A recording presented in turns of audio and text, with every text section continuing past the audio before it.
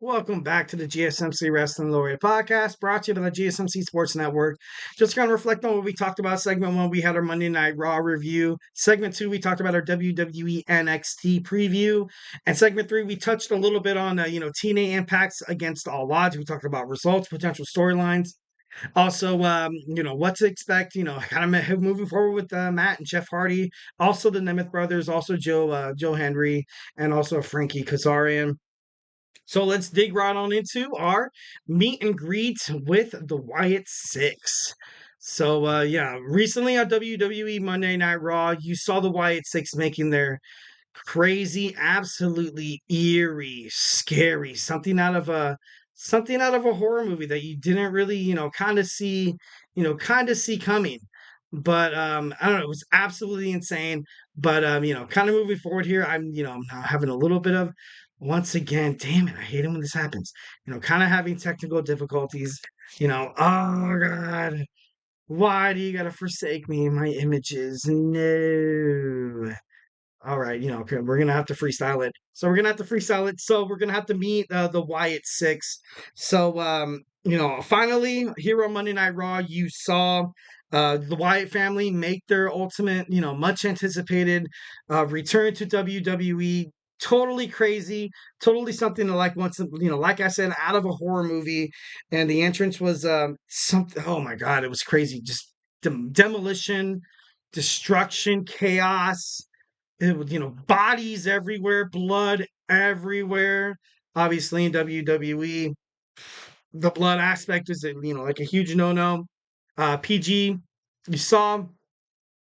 I think I saw Carmelo Hayes and Gunther knocked out. Obviously 1,010%. You saw Chad Gable kind of get the worst of it. And these guys are just, I don't know, it's crazy. And this also makes me kind of think of, maybe perhaps The Rock, one of the chairmen in the TKO, kind of holdings there. I feel like maybe this might be a way, he comes from entertainment. He probably knows people. He's like, look, he goes to them straight up. He's like, I'm the Brahma Bull. I'm the people's champion. I need somebody to, from the horror movie industry to kind of come in here, kind of come up with some cool storylines, come up with some cool, just some ways that we can really pay dividends on how these people are going to make an entrance, how they're going to make their mark, but ultimately how they're going to change the landscape of Monday Night Raw. I feel like that was a huge thing, and I feel like obviously I could be wrong. Maybe The Rock didn't give two craps about like this segment, but he's from Hollywood. If I was definitely in the Rock's position, if I was, if Triple H came up to me, he's like, "Hey man, we need to really put these guys over because a lot of people are doubting that we can do it." He'd be like, "You know what? Wait 1 minute. It doesn't matter." I'm just kidding, no. But I feel like The Rock, having The Rock kind of have it, it's in good hands. It's in good hands. Very, for me, I love it 1,010%. So kind of moving on. Um, for me, and I know this is totally speaking outside of the scope here, um, I feel like WWE kind of showed their hand on this. And when what I mean by that is that, obviously, like I said, this is, kind of a little off topic, but I feel like there was a lot of speculation that Roman Reigns was going to return at WWE SummerSlam. I thought it was going to be super early. I thought it was too damn early, but now WWE has to do so much to establish this eerie stable. The kind of they need good bookings. They need their promos to be timely.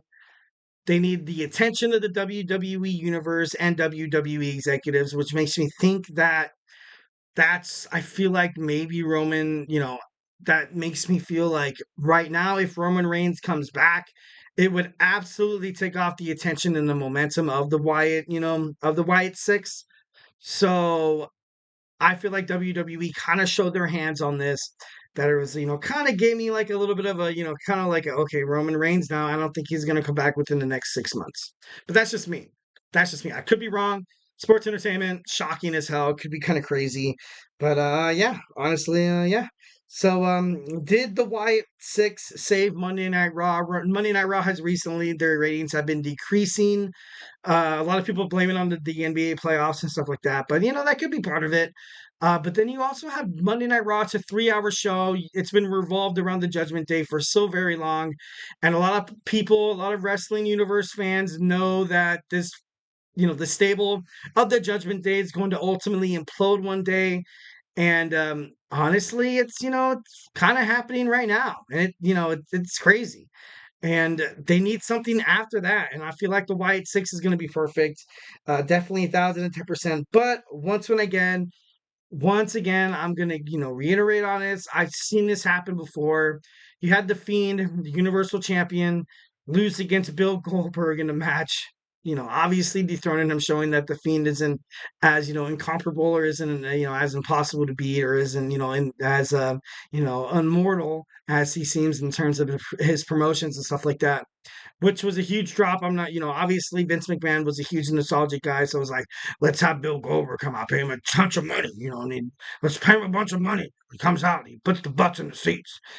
So I, hope that this is ultimately done right. I read on TikTok, not TikTok, I read on Twitter/X that Vince Russo says that there's no way in hell that this stable is going to work out.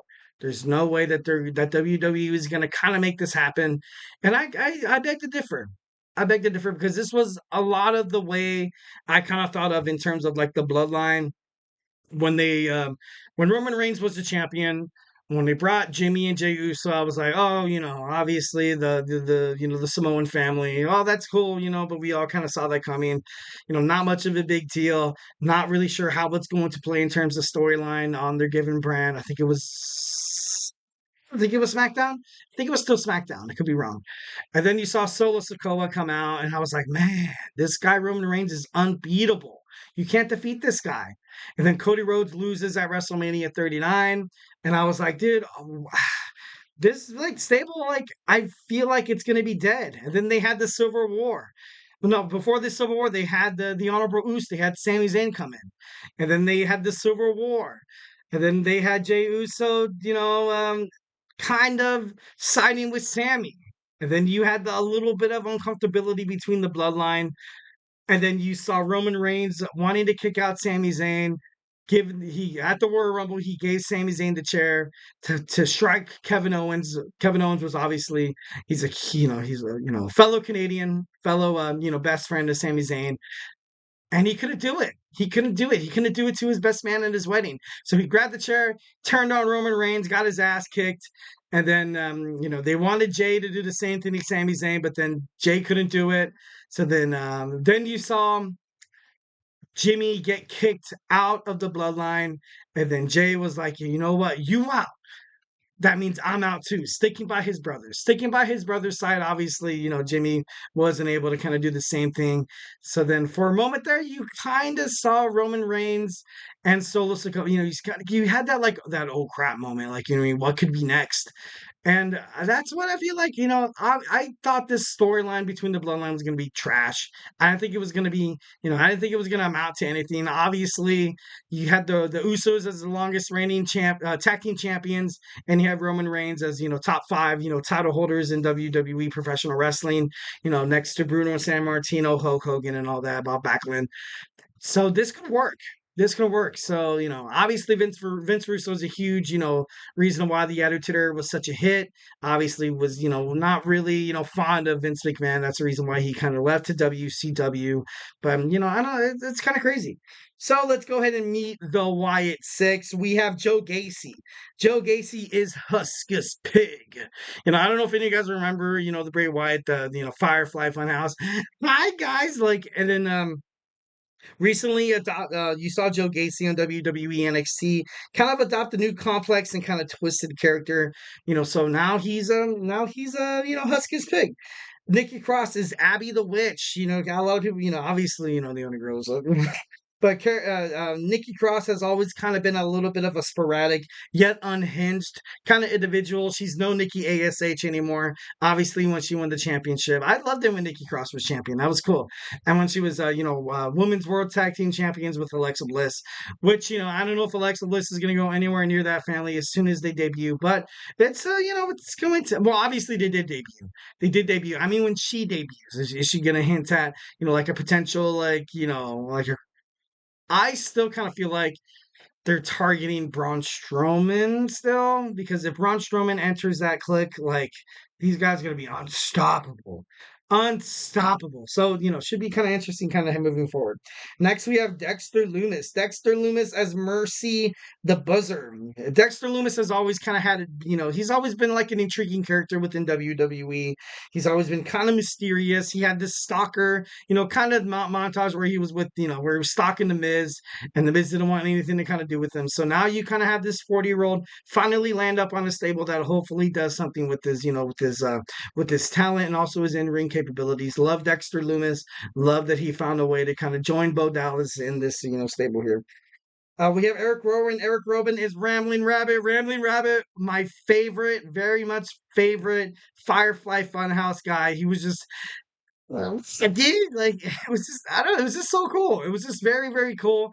Obviously he was my huge favorite. Loved Bray Wyatt. I love that just like that sense of just different. Just this, a nuanced like style of wrestling, this nuanced form of promotions, like, oh my god. It was so awesome. Definitely loved the Mercy the Buzzard, Abby the Witch, Ramblin' Rabbit, and Hocus the Pig. I always forget about the damn pig, dude. And lastly, of course, you have the rock star himself, Uncle Howdy, which is obviously he's a Taylor Rotunda. You guys know him as Bo Dallas. It kind of crazy the way this kind of all ended up, but good things. Definitely a lot of good things coming toward this table. And yeah, I'm hopeful. So you guys should be too. Well, guys, we're going to jump right on into our fifth and final segment. Tuesdays today in wrestling history. I'm going to see if I can tweak something here. See if I can make some of these graphics kind of come up.